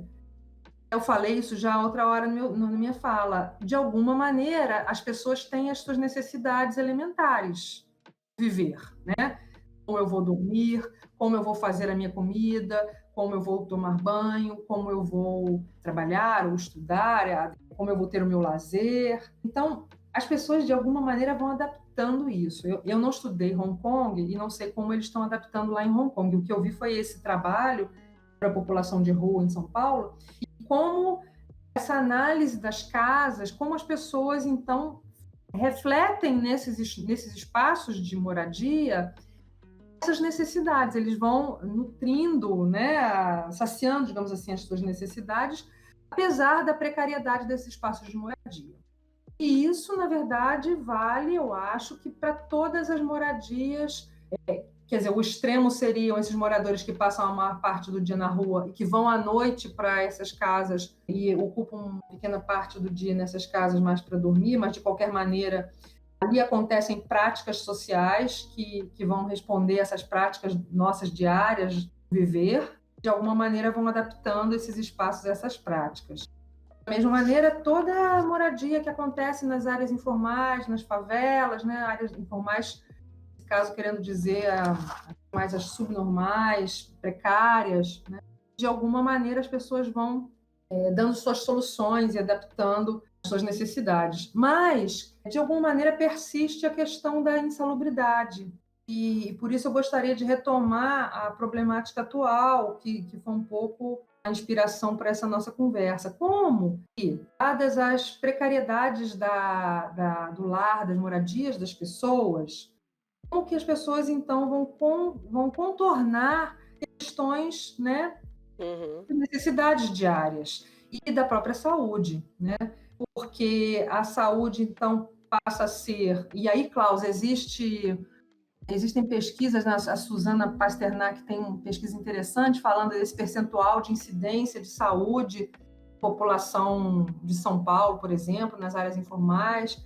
São dados importantes porque, justamente, essas casas elas acabam sendo promotoras da insalubridade. Elas acabam, né, forçando a percentuais maiores de eventos de doenças, de proliferação de doenças, etc. Então, que acontece? Nós, ao longo do tempo, entendemos, né, que a gente não deve, obviamente, eliminar esse modo de morar que a sociedade entendeu e resolveu a sua própria forma, já que não existe oferta suficiente de moradia para todo mundo, de moradia em planos governamentais, em programas governamentais, né? Então, as pessoas resolveram o seu problema de moradia. Moram, e deve ser respeitado o seu modo de morar. Como fica, então, agora os desafios para o futuro, pensando, né? Todos estamos experimentando o dia em que o mundo parou, o dia em que todos tiveram que viver no seu próprio espaço de habitação e conviver com as suas dificuldades de habitação e conviver com os seus problemas de insalubridade das diversas formas, que o Luiz tocou um pouco também sobre isso, né? Como que nós vamos, então, avançar a partir dessa realidade? A realidade é essa, a gente não muda, a gente não modifica esse cenário. Então, como que nós vamos, enquanto arquitetos e parceiros, né, da população para a qual a gente trabalha em grande parte, como a gente vai poder fazer esse repensar a forma de morar da população, da maior parte da população, que é muitas vezes precária, é muitas vezes insalubre, né, e que vai ter que estar preparada para novos tempos, né, para novos normais, para novas realidades. Então, eu acho que nós temos um grande desafio justamente de pensar como nós vamos lidar com isso, né? E é um pouco, são todas as provocações que se falam de futuro, tem um pouco a ver com isso, né? Como é que é a nossa forma de adaptação às novas realidades que a gente vai enfrentar? Vão vir desde a escala do urbano até a escala da habitação, no caso eu estou puxando aí a discussão para o caso da habitação, e especialmente para o caso das moradias mais precárias, porque no caso das demais, as pessoas acabam dando seu jeito de uma maneira mais confortável, né? Então, como que essas moradias precárias vão conseguir se adaptar para o futuro e qual é o nosso papel de profissional, apoiando nesse diálogo, nesse trabalho parceiro, né, com a população, procurando caminhos possíveis, né, no sentido de não ficarem tão expostos a quadros graves emergentes de insalubridade. Letícia, para mim, na verdade, é o que está mobilizando boa parte das minhas horas na quarentena. Seja como servidor da Fiocruz, seja como doutorando, porque eu estou trabalhando com o tema saúde urbana, enfim, realmente atuar sobre essa tragédia urbanística que a gente estava comentando antes, né, que é a crise urbana, né, que eu parado lá pela Maricato, que de alguma forma trouxe alguns elementos para aqui para o debate, e que agora com a pandemia realmente ela impõe um desafio enorme, explicita, né, como muitos vêm colocando agora, essa desigualdade social que parecia coberta para uma parte considerável da sociedade que não havia. É como se ela estivesse invisibilizada. Entretanto, a gente trabalha com essa desigualdade há muito tempo, né? E então, assim, quando isso vem à tona, a gente percebe claramente quais são os novos desafios que estão sendo colocados. Do ponto de vista de estratégia, teve uma live, inclusive, que eu participei na semana passada com a Rede Nacional de Assessoria Técnica e Computação de Interesse Social, que foi coordenado lá, foi organizado pelo Caio Santamora, e que a gente discutiu esse assunto durante um bom tempo, que basicamente, eu vou trazer alguns elementos, né, desse debate rapidamente aqui.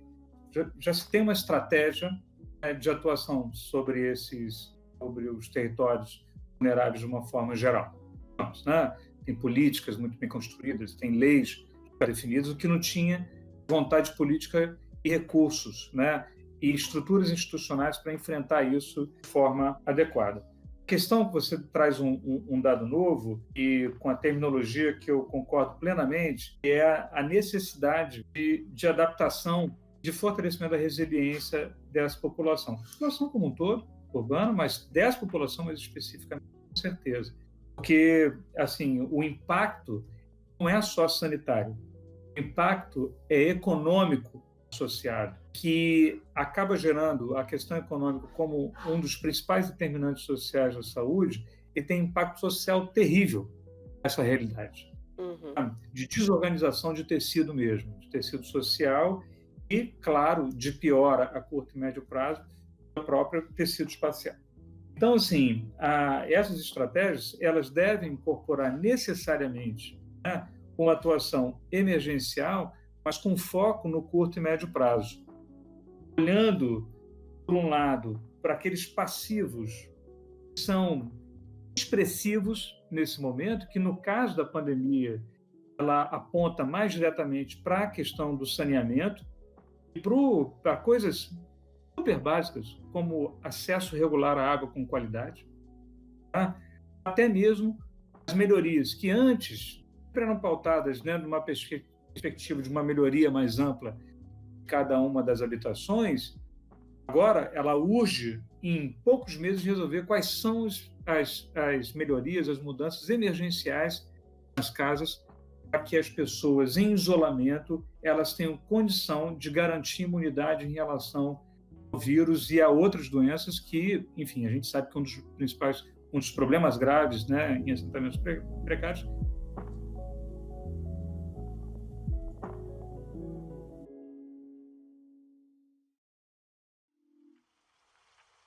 retornando. Então, um dos determinantes sociais centrais da saúde é a questão econômica. A crise econômica ela vai ser seríssima, ela vai ter impacto pelo menos para os próximos 4, 5 anos. Tem uma previsão que mostra que o PIB não chegará ao PIB do ano passado daqui a 3 anos. O nível de desemprego vai ser altíssimo, ou seja, gente, concordando plenamente com a necessidade colocada pela Letícia, a gente deve enfrentar isso sim, mas eu colocaria claramente uma questão. A gente tem instrumentos para isso, a gente tem políticas consolidadas, a gente tem experiência consolidada, a gente tem estruturas institucionais que podem ser acionadas nesse sentido, inclusive muitos espaços com memória institucional, em vista, inclusive, o Programa Nacional de Urbanização de Favelas que tivemos há pouco tempo, mas, veja, a Letícia colocou uma coisa que é muito clara, que é importante ficar para os alunos, que é assim, uma coisa é lidar com passivo, outra coisa é como é que eu diminuo a demanda, para que eu não tenha a reprodução de novas situações precárias. Esse é sempre o desafio. E se a gente atua em política habitacional só olhando para a urbanização de favelas, por exemplo, não adianta. No lido com demanda, vão ter outras favelas sendo criadas e aquelas que estão recebendo a intervenção vão sofrer um processo de especulação imobiliária terrível, informal, mas terrível. O grande desafio é atuar freando demanda, que é o que, de alguma forma, com má qualidade projetual e péssima localização, o Minha Casa Minha Vida tentou, de alguma forma, frear a demanda e atuar sobre o passivo, né, relacionado aos assentamentos precários, que a gente chama de déficit qualitativo, não déficit quantitativo. Então, eu gostaria de colocar isso um pouco para ficar como diálogo colocado, mas também reforçar essa perspectiva que é diferente em relação às políticas anteriores, que é entender a importância do que é emergencial, sem perder de vista o que é de curto e médio prazo.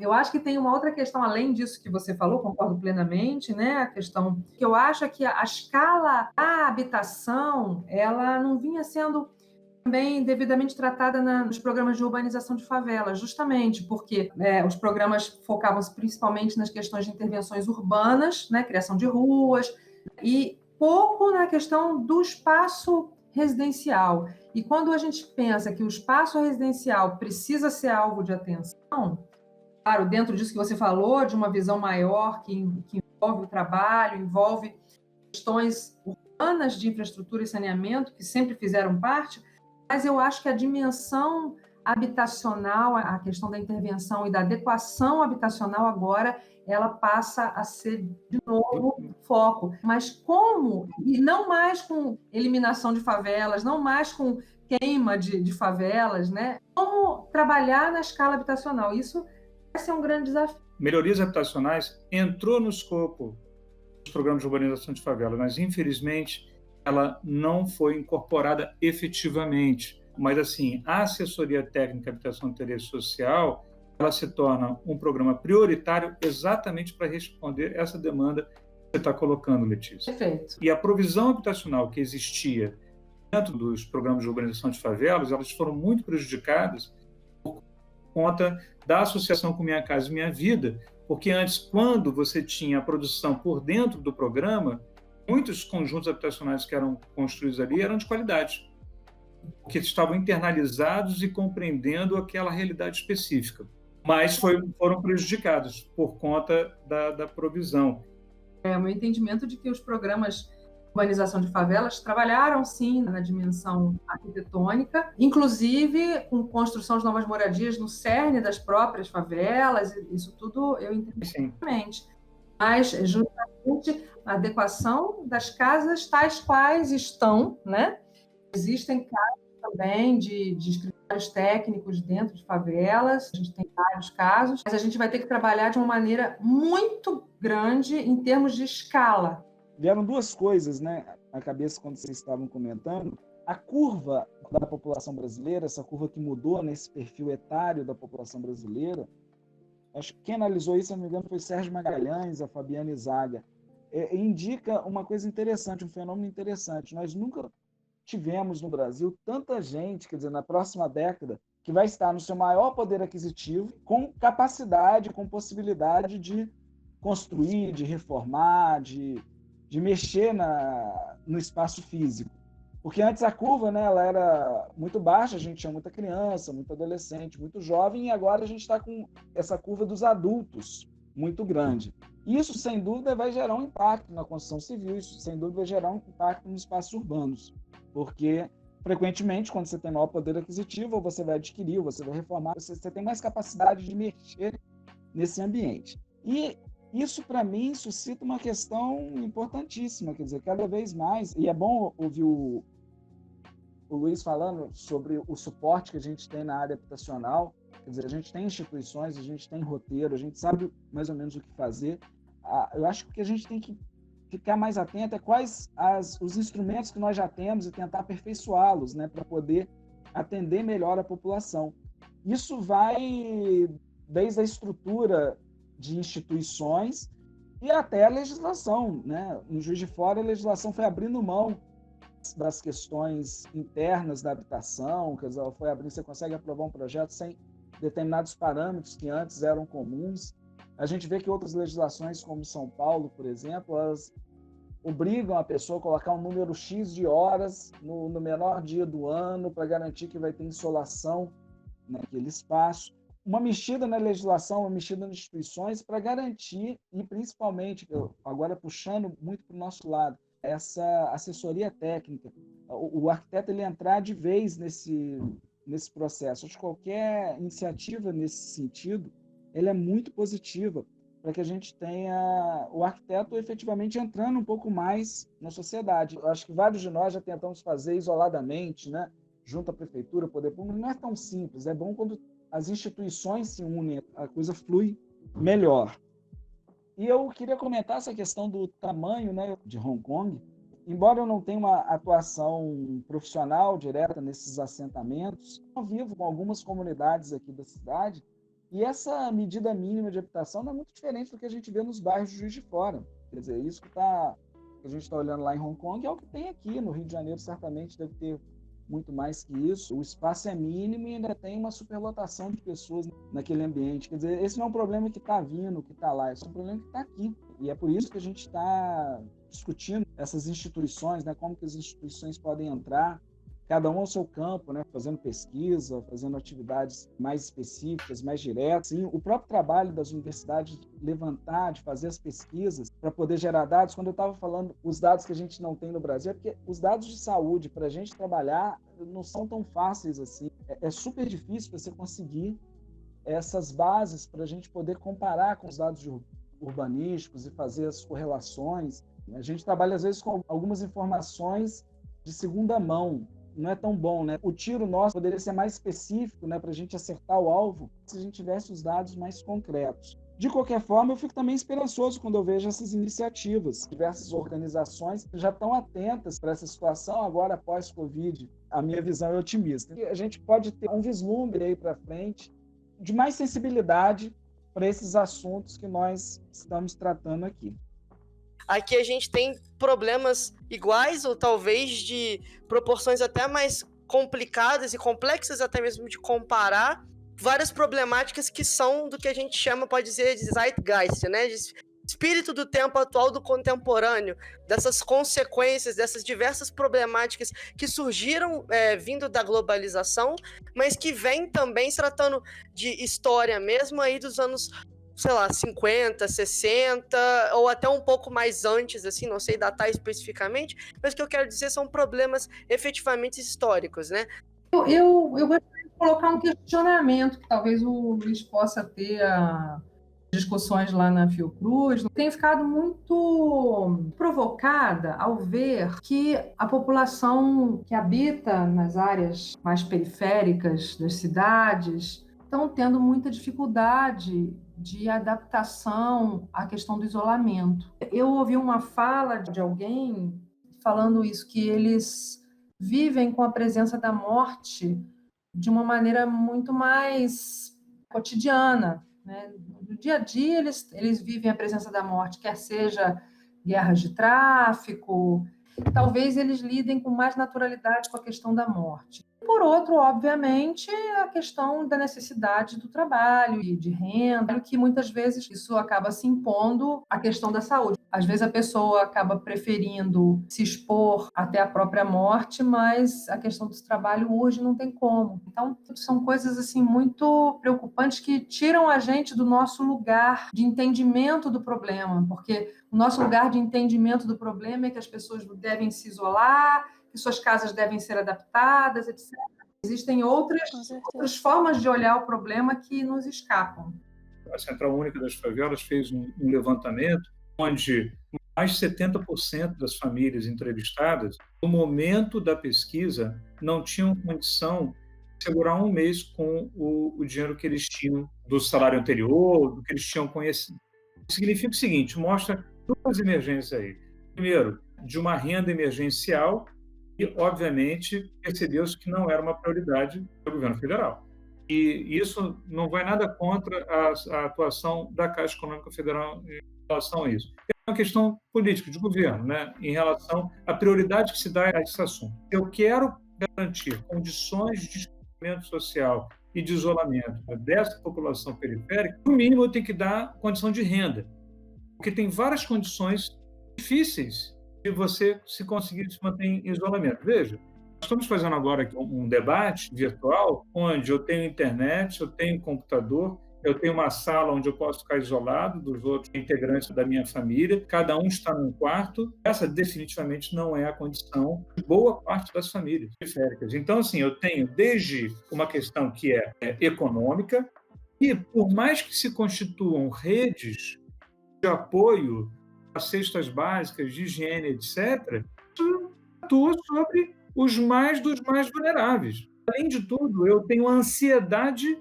se eu vou ter comida no dia seguinte, um percentual que não é baixo, gente. Algo que se aproxima de 10% das famílias não tem acesso regular à água e, obviamente, uma parte não tem acesso a produtos de higiene. Então, aquilo que parece a coisa mais simples de todos, que é lavar as mãos, não é uma coisa óbvia. Nesse momento, eu deveria ter fontes d'água em todas as favelas já. Quem é que está conseguindo criar resiliência nas comunidades, Letícia? Nas periferias? São as próprias comunidades. Não é o poder público. O Paisópolis está dando exemplo, mas está dando exemplo dentro das limitações que uma organização comunitária permite. Contrataram ambulâncias, médicos, etc., para fazer o primeiro socorro. Então, assim, me parece que não existe uma dificuldade, a princípio, de isolamento. O que existe são condições extremamente adversas para que isso que para a classe média já é difícil do ponto de vista psicológico, né? Imagina as populações periféricas de baixa renda.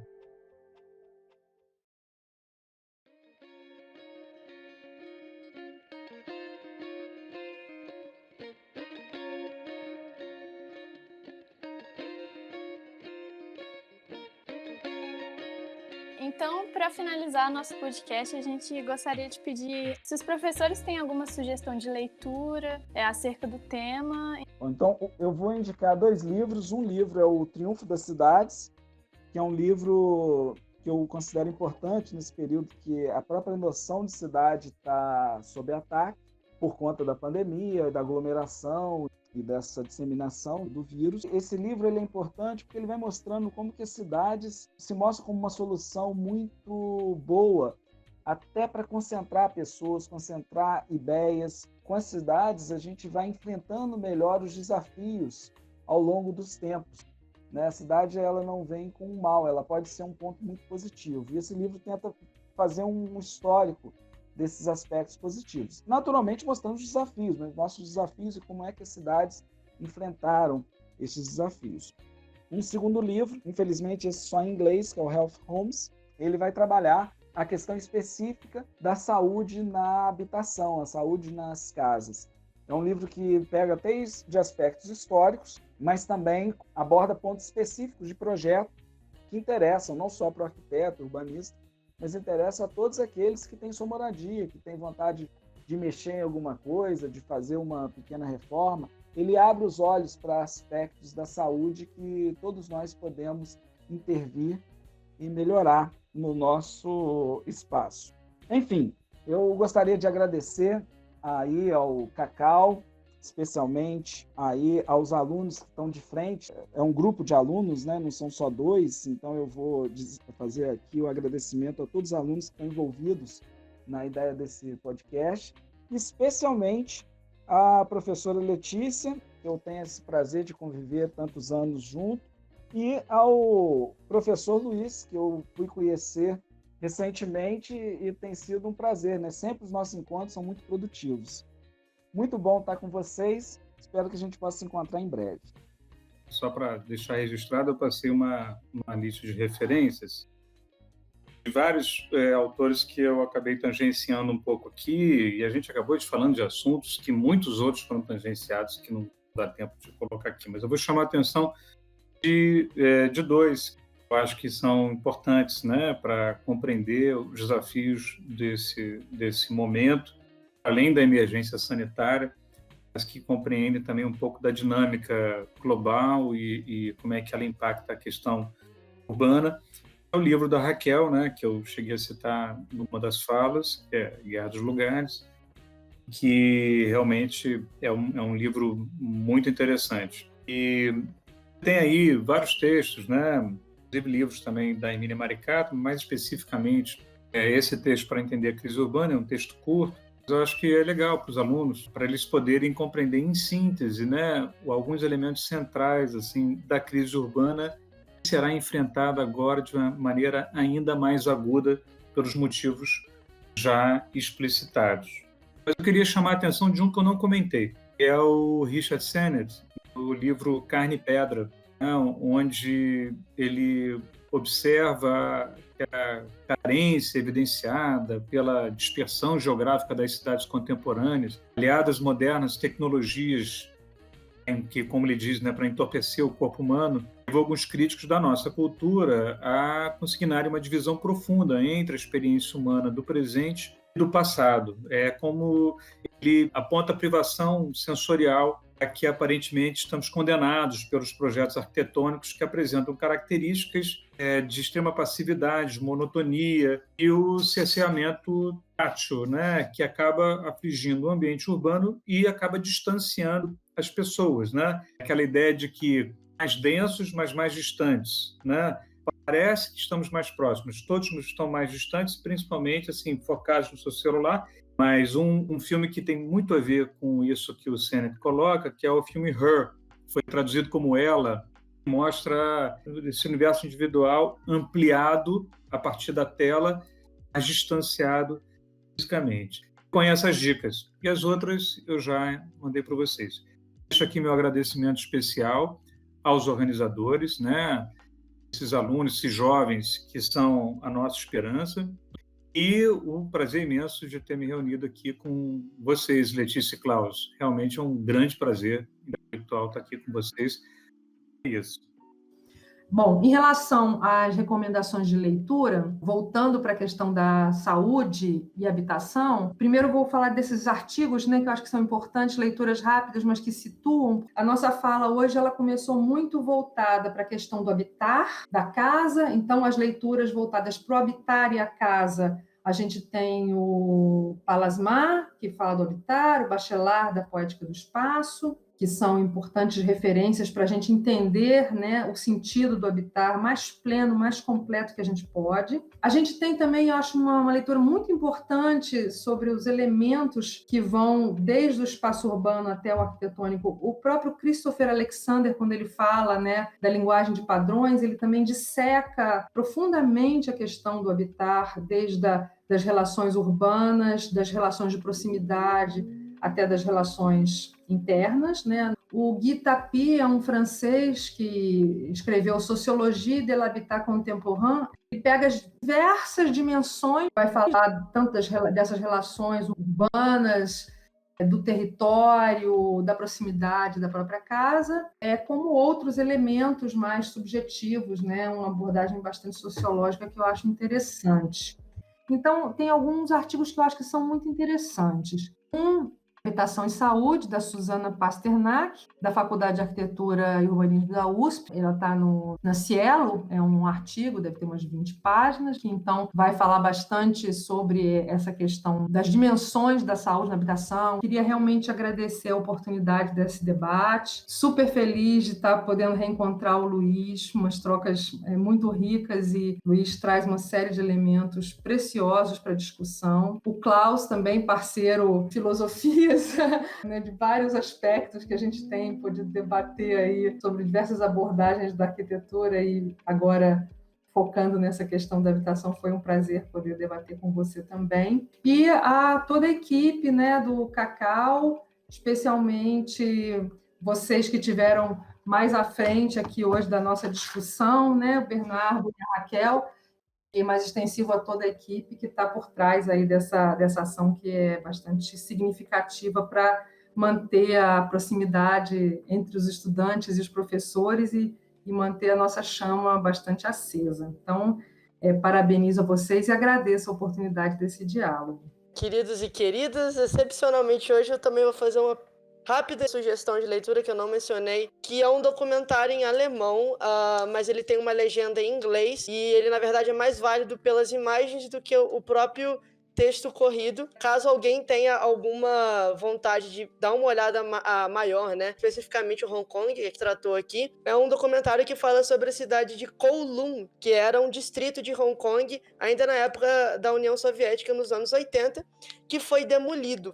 Era um distrito que tinha exatas densidade populacional 120 vezes maior do que de Nova York na época, e foi um evento quase que de derrocada dos períodos finais ali da União Soviética. Bem assustador, como a professora Letícia já mencionou, ver essas imagens quase que distópico, porque me chocou muito pensar que talvez uma imagem artística distópica foi desenhada, não somente desenhada, como chegou a acontecer em plenos anos 80. Todas essas sugestões de leituras, os nomes dos professores, vão estar todos na descrição. Nós, do DOCACAU, agradecemos muito os professores, né? Do DOCACAU e do Cacau e da Faculdade de Arquitetura. Agradecemos muito os professores por estar presentes aqui hoje. E, queridos e queridas, muito obrigado por ter ouvido até aqui. Esse foi o 2º episódio do DOCACast. Um forte abraço para todos e até mais.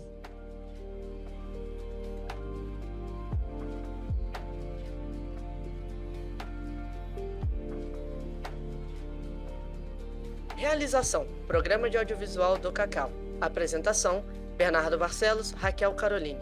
Roteiro: Ian Okada, Raquel Caroline, Bernardo Barcelos, Gabriel Prado. Edição e produção: Luca Raposo, Raquel Caroline, Jennifer Oliveira, Bernardo Barcelos e Gabriela Viana. Divulgação: Bernardo Barcelos, Matheus Reis, Letícia Santos e Maria Eduarda Ribeiro.